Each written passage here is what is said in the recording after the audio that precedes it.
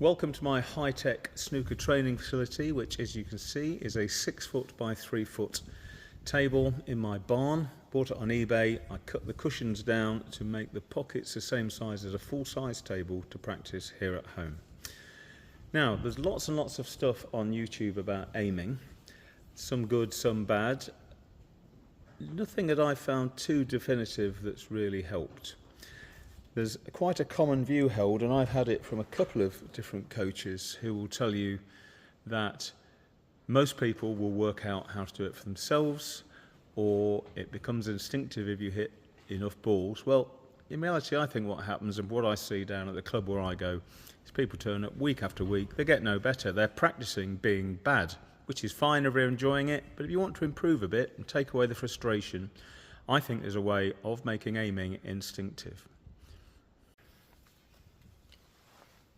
So one thing I suspect that you can already do instinctively is when you have a situation like this where you have got the object of the ball just peeping out behind a colour here and you've just got to clip the edge of it. When you get down to take that shot, you're not thinking about hitting half a ball to this side, you're not thinking about ghost balls. You look at that shot, you get down, you take aim,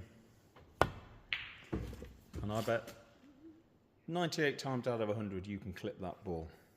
So you can aim instinctively.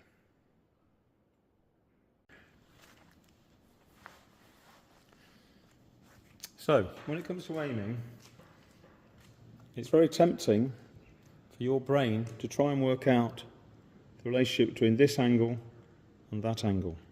But of course that's all thrown out of kilter by the fact you're hitting a round ball onto a round ball. I know we all know this stuff. We all know about ghost balls, quarter balls, half balls, lots of different methods. But the reality is, to knock that ball into that pocket, we're doing it with a cue, we hit there. We hit on that contact point. So whichever is our chosen line of aim into that pocket, we want to hit the furthest point away. If you take that same instinctive aiming that you do on the ball peeping out behind the black just now, if you pick that spot there, stare at it, don't take your eye off it, you'll find you get down, your line will become quite automatic and you can push that white to make that contact without having to think about it too much.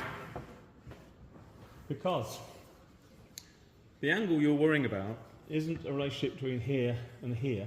That absolutely doesn't matter. That ball's going in that pocket if you hit it here. Doesn't matter about this angle. What matters is this angle from this ball here, and it's quite a small difference. So that would be full ball, half a ball this way, any more and you'd miss it. So that's the angle you're talking about between there and there. And you will find, in the same way as you automatically hit that ball peeping out behind the black, look at that contact point there. Don't take your eye off it. Come round, get down, and your brain will work out that angle. See if it works for you. If not, go and watch any of the other 13,000 videos on YouTube. Hope it helps. Cheers.